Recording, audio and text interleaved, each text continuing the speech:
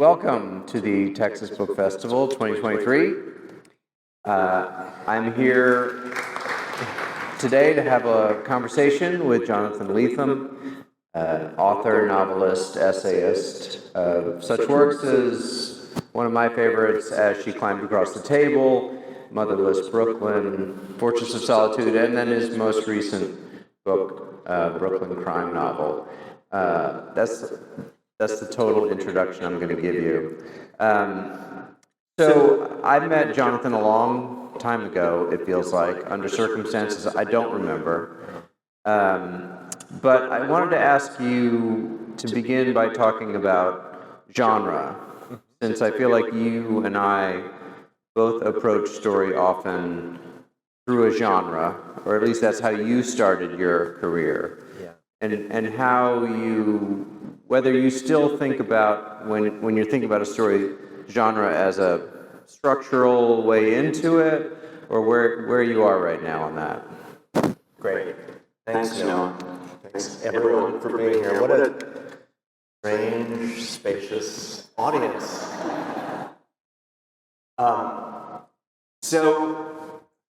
Thank you for the question. Yes, at the beginning, I wrote with this super consciousness of the idea of genre. I defined my project as like, I want to write a Western, but set on Mars, or I want to write a hard-boiled detective story, but cross it with a kind of a Philip K. Dick dystopian story. And that carried me a long way. I mean, I think that idea dominated the first 4 or 5 books I wrote.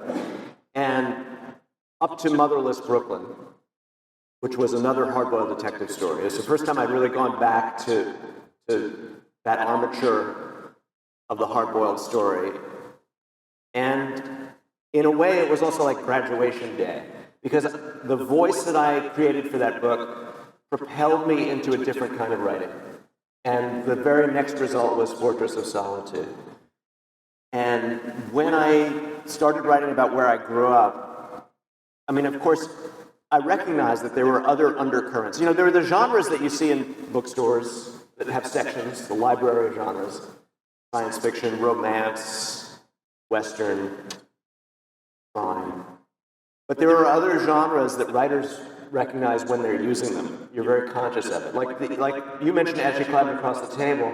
That's an academic satire, which has extremely sturdy, generic form, even if it doesn't have a separate section in the bookstore, right? Like, at some point in the semester, they're going to have the Christmas party, and everyone's going to get drunk at the Christmas party, and all the secrets are going to come out.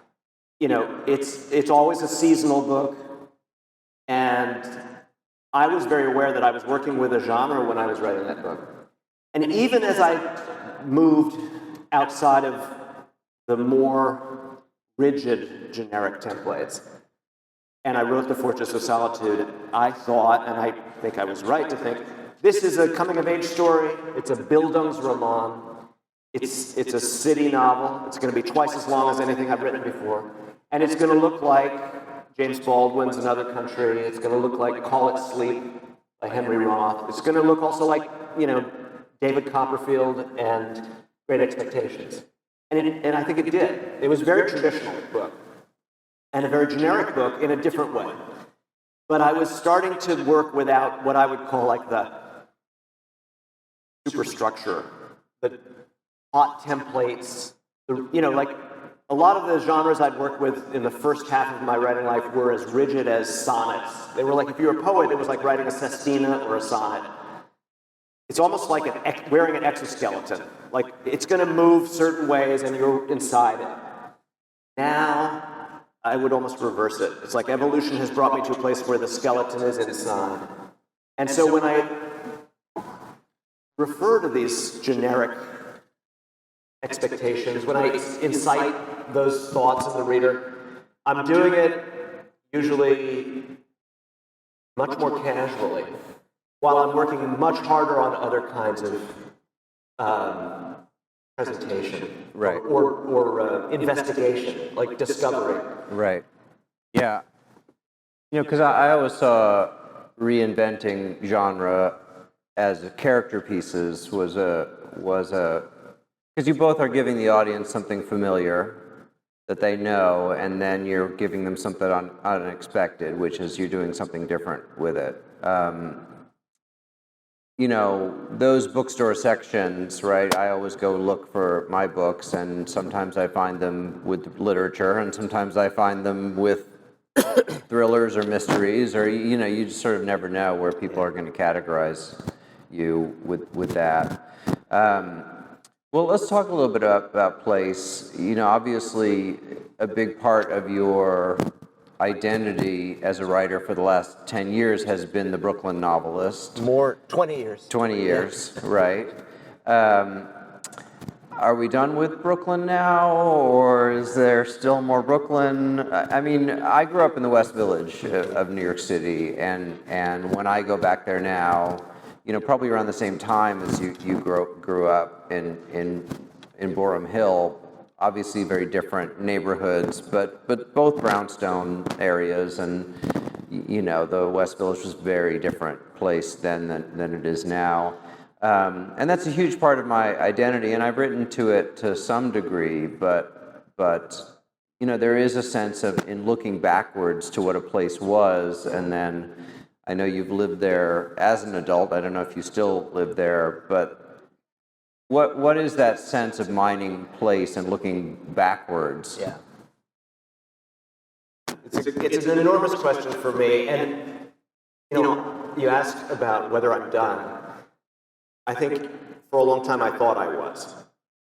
The Fortress of Solitude was published 20 years ago, and I was very conscious at the time of feeling that I'd exhausted, in a positive sense, everything, every thought, every impulse I had to explore where I was from. It wasn't that I thought that nobody could ever write about Brooklyn again, because it's bottomless, perplexing, fascinating subject, but that I'd taken it where I could.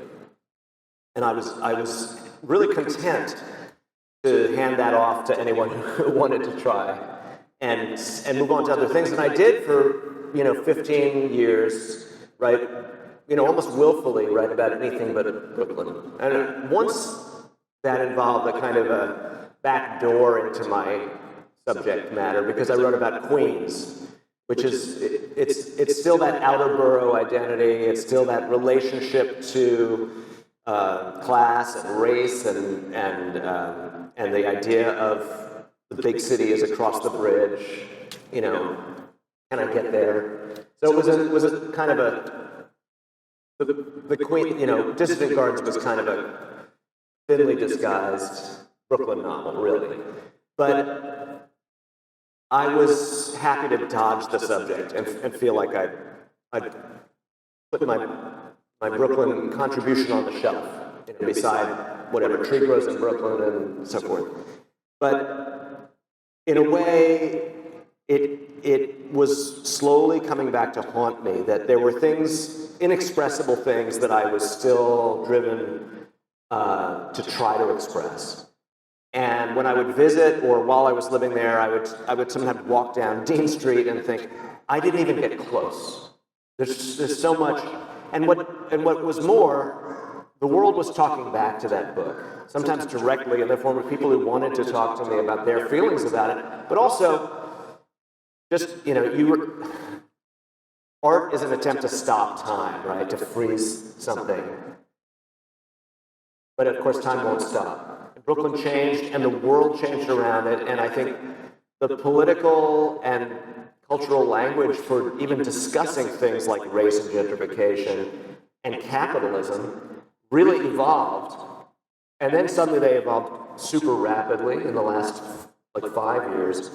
And I realized that I could participate. I didn't have to invent a language to chase my inexpressible subject. I was being gifted with a conversation that I could enter into with Brooklyn Crime Novel. So I could say so much more, because of course I could grasp so much more of what was so beautiful, perplexing, challenging, uncomfortable about growing up in that time and place. So I was sort of forced back to the laboratory. Yeah. Well, and in the new book, there is more of an experimentation with structure, including talking directly to the reader, which is something that I did in my last book as well, just because, for me in this book, Anthem, in approaching sort of like, what you normally do in a novel is you go, okay, it's about these people in this place. And in thinking, all right, it's about these people in America in 2023 or whenever the book was going to come out. And then I thought, well, what is America going to be like in 2023? And then I found that became more and more the subject of the book. And in order for the reader to understand that I didn't have a point of view, political point of view, I was just trying to have a conversation. I found myself having the conversation as the author. And what was the reason that you chose to interact with the reader directly? Well, it's funny. I mean, of course, I felt my way into it. It wasn't that I didn't know how I could approach this. I had to uncover it. But the breaking the fourth wall, that directness that you find in this book, where I sort of stop proceedings and appear as a voice. Of course, it's deceptive because there's a character who's the implicit author. He's sort of me and not me. But you say you were announcing that you didn't have a political viewpoint. I think in some ways I was announcing that I did. And then I started to see, weirdly, this came to dovetail with a feeling I was having about creative writing, which was that the show don't tell imperative was a kind of bogus law that had been designed in concert with the American amnesiac fantasy of being ahistorical, being without, being raw and pure and dynamic without having to examine. It was a kind of anti-intellectual notion in a way. And, I was having this thought, it was coming out in my teaching life, and at the same time, there were literally studies being made that the CIA funded during the Cold War writing programs, and also funded like the development of abstract expressionism and painting, precisely to push political and sociological content out of American art. And so I wasn't crazy. Show Don't Tell was a political program, and it was almost like a censorship program. So I was sort of like, okay, damn it, I'm going to tell you what I see and what I think of it. And if it wrecks the book because you believe in Show Don't Tell, then we'll meet again somewhere else. But in this book, I was going to stop and talk. And it didn't mean it was simple. It didn't mean I could preempt the book by saying, okay, forget this whole story. Here's what it means. It didn't mean one thing. But I didn't want to pretend not to be thinking about the scenes I was presenting. Even if my thinking was tormented or inconclusive, or sometimes circled around on itself, or even if it failed, I wanted to demonstrate that the book was as much an inquiry as it was a form of fantasy, entertainment. Right, yeah. I mean, I looked at Slaughterhouse-Five as a kind of perfect model for how to do that, because, Vonnegut takes what is a story about his own war experience. He turns it into a time travel novel about Billy Pilgrim has come unstuck in time. And then he also talks about his own experience. And in some ways he talks about just what a sort of weak tool he has in order to create this memory that he has. I've thought a lot, and I've told a lot of stories in Fargo about this idea of truth and fiction, and this is a true story. Every episode opens with "this is a true story," which is like, what does that even mean? It's either true or it's a story. It's sort of, but I think a lot about fact and fiction and what the role of the novelist used to be, which was to take the factual picture of a historical event and find the meaning in it, right? but how now we sort of live in a world in which we watch the fiction be written at the same time as the fact, right? You know, and you see, you're watching something happen with your eyes, and you're being told the opposite is happening through your ears.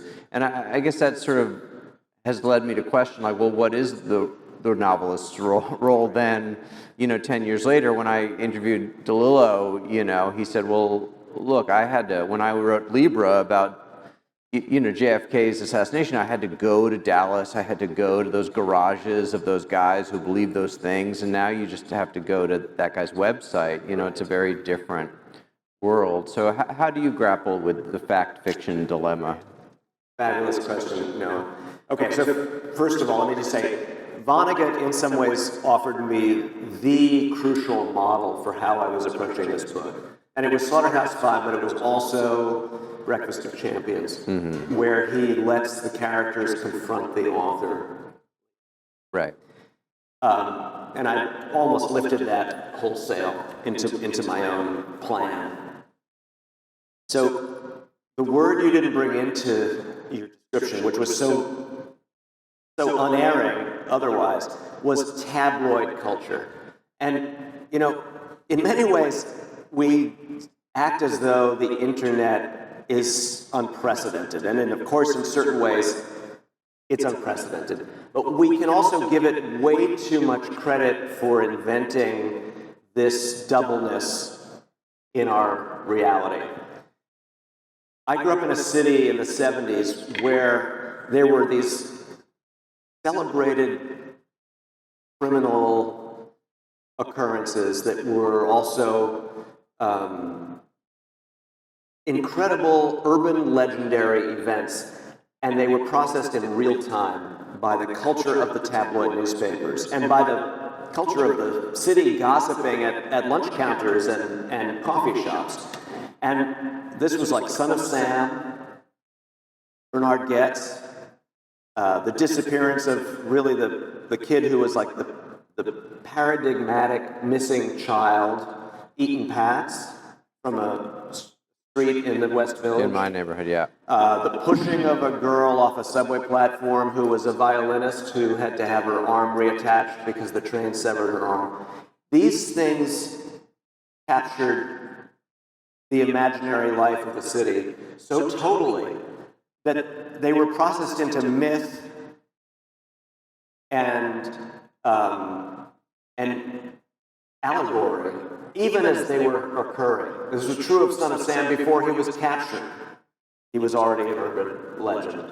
And Bernard Getz, you know, and then a little bit later, the Central Park Five. These ideas that the public imagination seized on and the way we handled them as a form of processing trauma or anxiety or reinforcing phantasmic ideas about prejudice, race, class, danger, what it was to live in the city together. It was a collective insanity that we all lived inside. Even further, I'm sorry, this is a long answer to your question, but it so goes to the heart of this project. Even further, what I began to see was that the life I lived as a kid on the streets of Brooklyn operated with the same principle. Now, the crimes that happened amongst the teenagers in my neighborhood didn't make the front cover of the Daily News, and maybe it wouldn't even make the page 12 of the Daily News, but they loomed in our imaginary space so enormously. It was like the kids had a tabloid reality of their own. So things were always happening that were real and totally allegorical at the same time. And the machine for producing the myth was instantaneous. And this was what I wrote about in this book. Yeah. Yeah, it's the sort of game of telephone, you know, in a neighborhood setting. Absolutely. Of did you hear what happened, which may or may not have been what happened. It might even be a better story than what happened. You know, it's like the way every person who likes baseball in New York City and lived through 9/11 is pretty sure they were at Shea Stadium when Mike Piazza hit that home run. Right. Well, 7 million people can't fit in Shea Stadium. Yeah. But they felt that they were there. And then they get confused. maybe they really were there, maybe they weren't. That was the way we were. Maybe that famous mugging, I think I was there. I might have been the victim of that. I think that happened to me. I certainly watched it from down the block. Yeah, well, and it's the other thing of being an urban kid, right, is that there's that old line, there's 7 million stories in the city, naked city or whatever. It's like you live among other people's stories in a way, and you see them with your eyes, and if you live in an apartment building, there's gossip in the building, and the super's he knows what's going on everywhere, and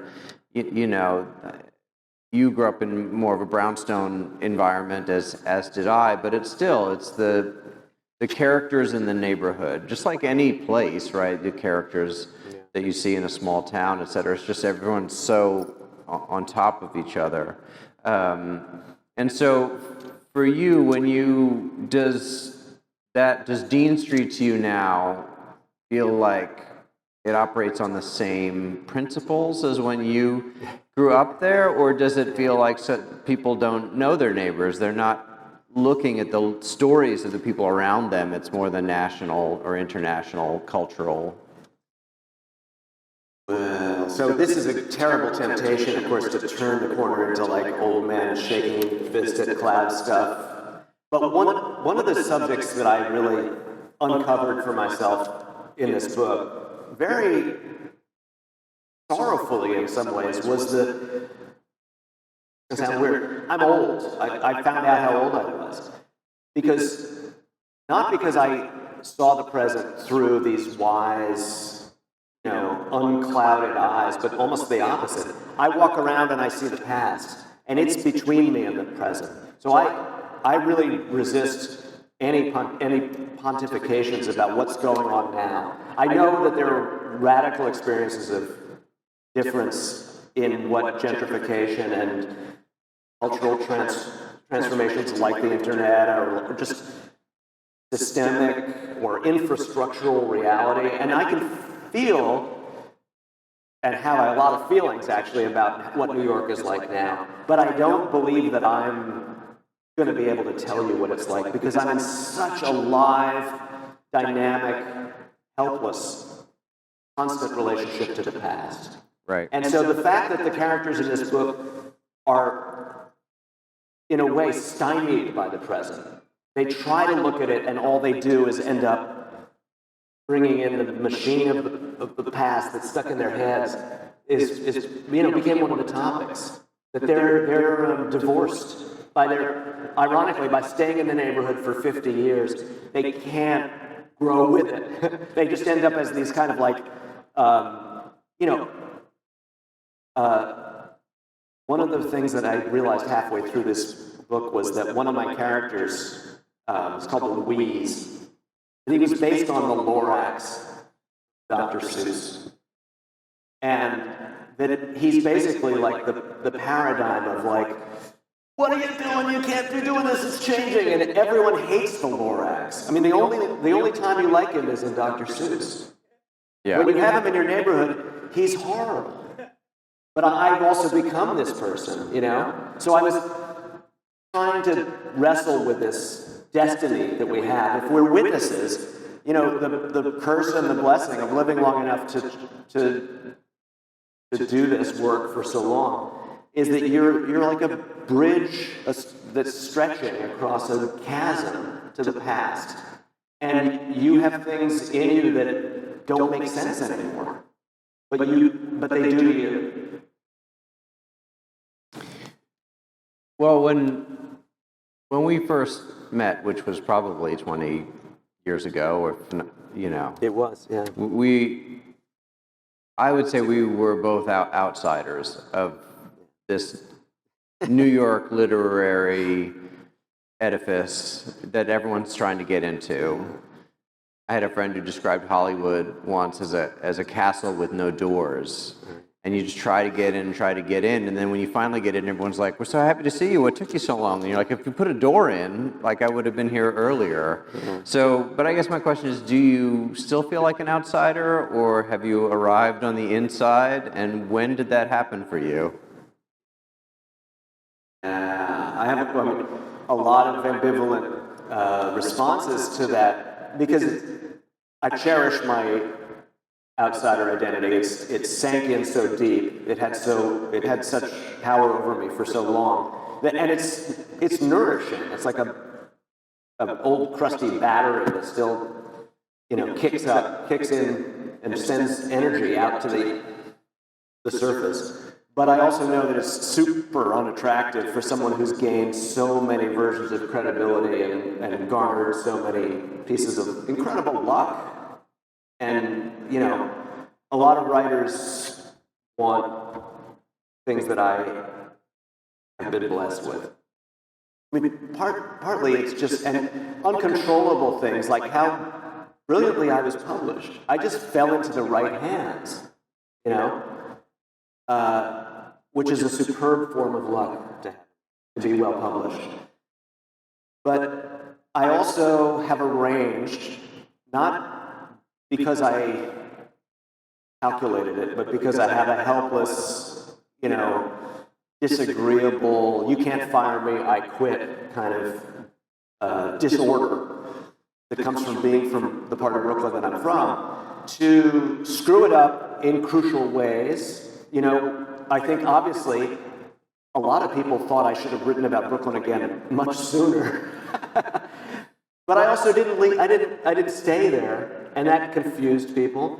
I think I haven't always said the exact right thing at the right time. So I'm also kind of producing my own minor versions of, embattlement, exile,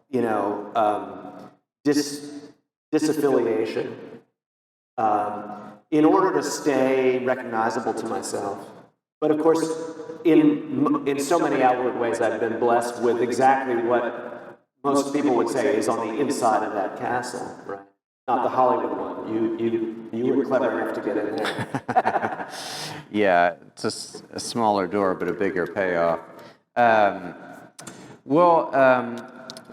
going to open it up in a couple of minutes, I think. I'm not watching the clock. Yeah, I think it's time. Yeah. Oh, is it time to... No, ask one more. Okay.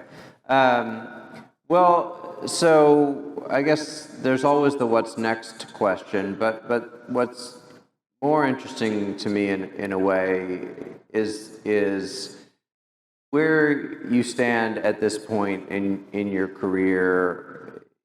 Is it a good story well told? Are you still experimenting? What wakes you up in the night? Is it characters? Is it a story? Yeah, I'm so pleased by your question, Noah, because I admit here under oath that I think about the trajectory of,